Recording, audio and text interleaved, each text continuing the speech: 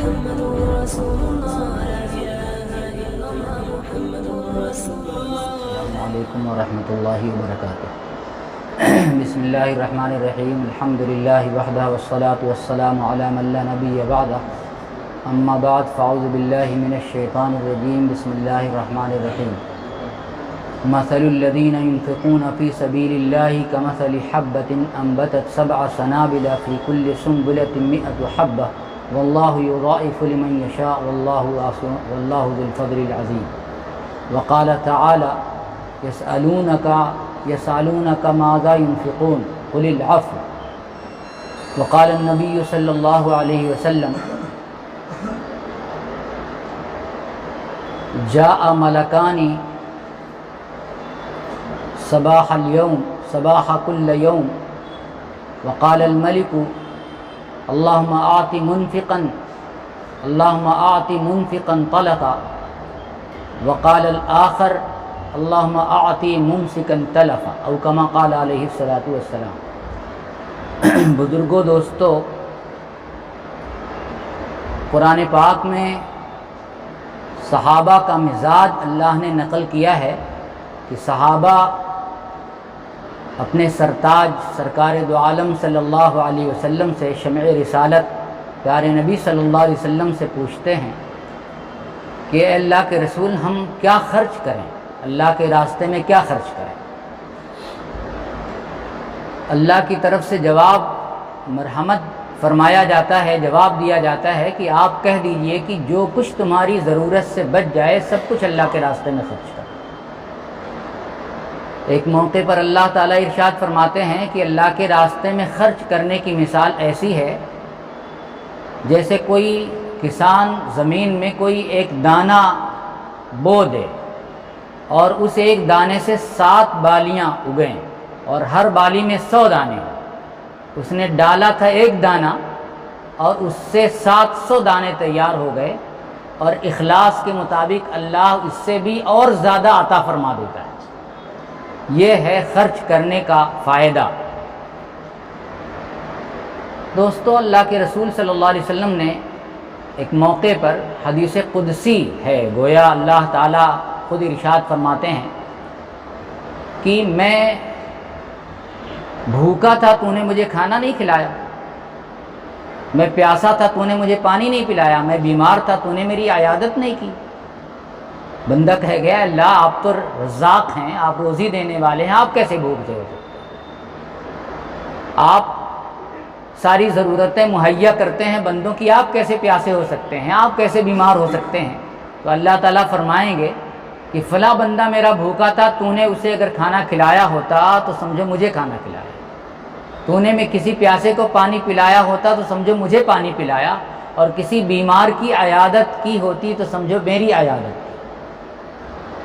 تو آپ اندازہ لگائیے کہ ہماری شریعت اور ہمارے دین میں اللہ کے راستے میں خرچ کرنے کی کتنی اہمیت ہے کہ ضرورت مندوں کی ضرورت پوری کرنا گویا اللہ کو براہ راست دینا ہے.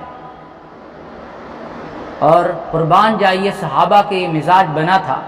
ہم ظاہر ہیں انہی کے پیروکار ہیں، اللہ کے رسول صلی اللہ علیہ وسلم کے ہم امتی ہیں، ہمیں انہی کی زندگی کو اپنے لیے مشعل راہ بنانا چاہیے. اللہ کے رسول صلی اللہ علیہ وسلم کے خلیفہ دوم ہیں حضرت عمر فاروق رضی اللہ عنہ. اس مزاج کی کبھی کبھی یہ اللہ کے راستے میں خرچ کرنے والا جو مزاج تھا، اس مزاج کا امتحان لیا کرتے تھے. لکھا ہے کہ ایک مرتبہ حضرت عمر رضی اللہ عنہ نے 400 دینار کی ایک تھیلی بنائی اور ایک لڑکے کو تیار کیا اور یہ کہا کہ حضرت ابو عبیدہ بن جراح کو دے آؤ. یہ کون ہے حضرت ابو عبیدہ بن جراح؟ عشرہ مبشرہ میں سے، یعنی وہ خوش نصیب 10 صحابہ جن کو اللہ کے رسول نے دنیا ہی میں جنت کی خوشخبری سنا دی ہے، ان خوش نصیب صحابہ میں سے ہیں. ابو عبیدہ بن الجراح کے پاس وہ 400 دینار، اور دینار کیا ہے؟ سونے کا سکہ، جو دینار اشرفی 20 دینار 7.5 تولہ سونا کے برابر ہوتا ہے. 400 دینار بھیجا حضرت عمر رضی اللہ عنہ نے ایک تھیلی میں رکھ کر، اور یہ کہا کہ حضرت ابو عبیدہ بن جراح کو لے کر آؤ اور تھوڑی دیر رک کر دیکھنا منظر کیا وہ کرتے ہیں. وہ لڑکا لے کر گیا حضرت ابو عبیدہ بن جراح کے پاس تھوڑی دیر بیٹھا رہا. اسی مجلس میں ابو عبیدہ بن جراح نے اپنی باندی کو بلایا اور یہ کہا کہ یہ 10 دینار فلاں کو، یہ 5 دینار فلاں کو، یہ 5 دینار فلاں کو، اور اس طرح سے پائی پائی اسی مجلس میں انہوں نے تقسیم کر دیا بغیر کسی دیر کیے. اس لڑکے نے آ کر رپورٹ دی حضرت عمر کو کہ میں نے لے جا کر دیا، اور اسی مجلس میں ذرا بھی دیر نہ لگائی اور پائی پائی انہوں نے خرچ کر دیا. دوسری تھیلی بنائی 400 دینار کی حضرت عمر رضی اللہ عنہ نے، اور دوسرے لڑکے کو کہا کہ حضرت معاذ بن جبل رضی اللہ عنہ کو دے کر آؤ. معاذ بن جبل رضی اللہ عنہ بڑے جلیل القدر صحابی ہیں، گورنر بنایا تھا یمن کا. حضرت معاذ بن جبل کے پاس گئے اور کہا کہ تم وہاں جا کر دینا اور رک کر دیکھنا کہ وہ کیا کرتے ہیں. انہوں نے ایک لڑکی کو بلایا جو خادمہ کے طور پر کام کرتی تھی، اور اس کو کہا کہ بھئی یہ فلاں گھر میں، یہ اتنا فلاں گھر میں، یہ اتنا فلاں گھر میں، سب کچھ 400 دینار، جبکہ 20 دینار 7.5 تولہ سونا کے برابر ہوتا ہے. 20 دینار یہ اتنے سب تقسیم کر دیے. صرف ان کی بیوی جھانک کر دیکھ رہی تھی منظر. انہوں نے کہا خدا کی قسم ہم بھی مسکین و محتاج ہیں، ہمیں بھی کچھ عطا فرما دے.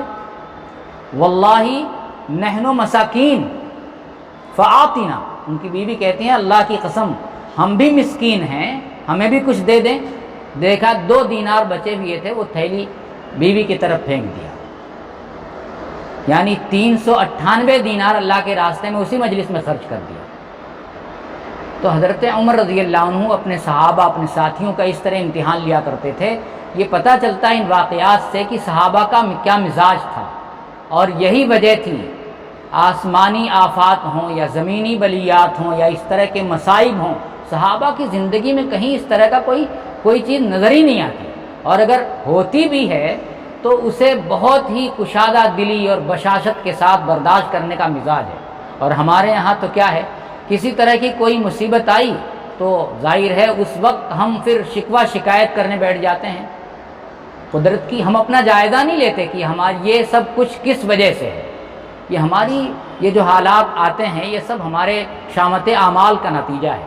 میں یہ اس پس منظر میں بات کر رہا ہوں کہ اس وقت جو سیلابی کیفیت ہے ہمارے پاس پڑوس میں، کوکن میں اور دوسرے علاقوں میں، حالت یہ ہے کہ لوگوں کی زندگی بن آئی ہے، زندگی اور موت کی حالت ہے. کتنی جانیں چلی گئی ہیں، تقریباً 200 لوگ مر چکے ہیں.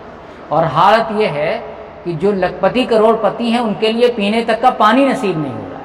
پانی اتر گیا ہے اور 1-1 فٹ، آدھا فٹ کیچڑ جمع ہے. اور آپ اندازہ لگائیے دکانوں میں سارا مال بھرا ہوا ہے، سب خراب ہو چکا ہے.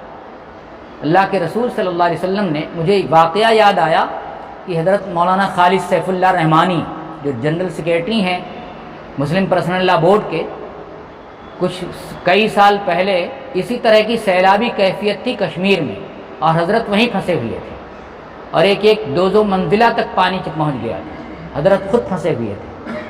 انہوں نے اس کے بعد ایک آرٹیکل، ایک مضمون لکھا تھا، جو ان کا مضمون منصب میں چھپتا ہے اور پھر اسی کو انقلاب والے ہر جمعہ میں نقل کرتے ہیں.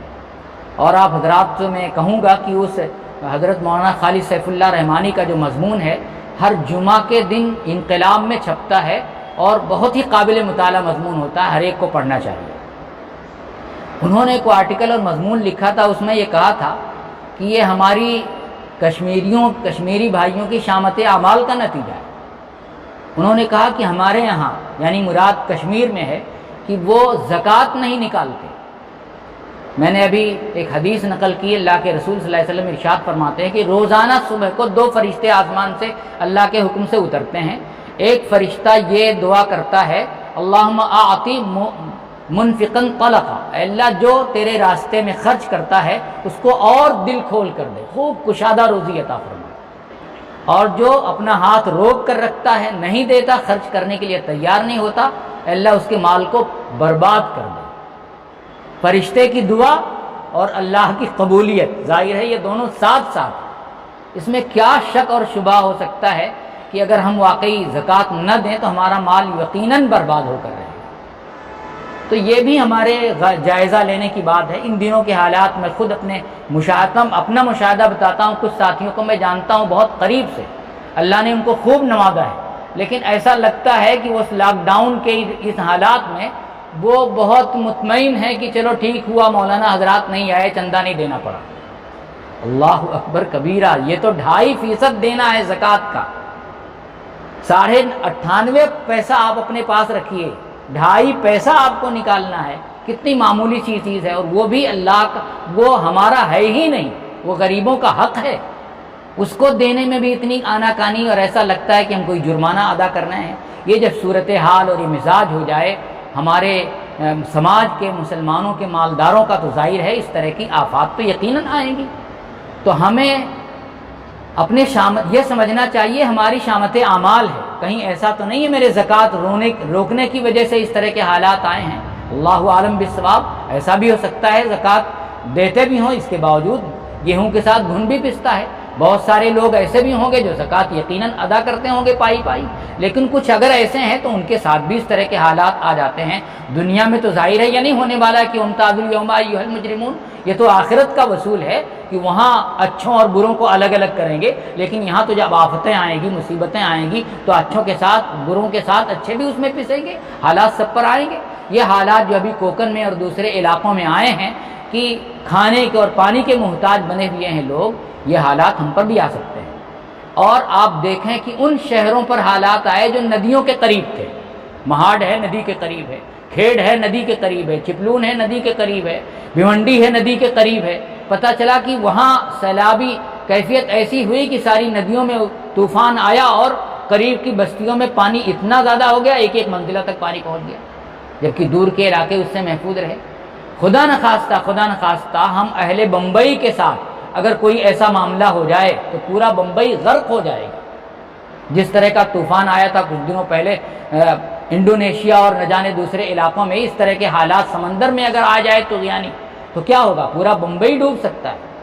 اس لیے ہمیں دوستو ایسے موقع پر اپنا جائزہ لینا چاہیے اور یہ سوچنا چاہیے کہ ہمارے بھائیوں پہ جو آفت آئی ہے کل ہم پر بھی آ سکتی ہے۔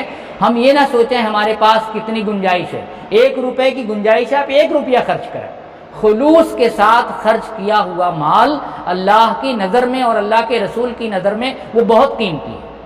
ایک آدمی 1 لاکھ 1 کروڑ خرچ کر دے اور بغیر خلوص اور بغیر بشاشت کے خرچ کرتا ہے تو اس کی کوئی اللہ کے ہاں قدر نہیں ہے۔ ایک صحابی رسول ہیں، غزوہ تبوک کا موقع ہے، ڈھیر لگا ہوا تھا چندے کا، غزوہ تبوک کی تیاری کے موقع پر ایک غریب صحابی گئے اور رات بھر انہوں نے پانی کھینچا ڈول سے اور کھینچ کر مزدوری کر کے تھوڑی سی کھجور لے کر آئے، اللہ کے رسول کی خدمت میں پیش کیا۔ اللہ کے رسول میرے پاس کچھ نہیں تھا، یہ میں نے کیا ہے، رات میں محنت کی ہے اور یہ آپ کی خدمت میں پیش کر رہا ہوں۔ اللہ کے رسول نے کہا کہ یہ بہت مقدس، بہت متبرک ہے تمہارا یہ تحفہ اور یہ تمہارا یہ چندہ۔ انہوں نے اس بابرکت کھجور کو اس ڈھیر پر بکھیر دیا اللہ کے رسول نے۔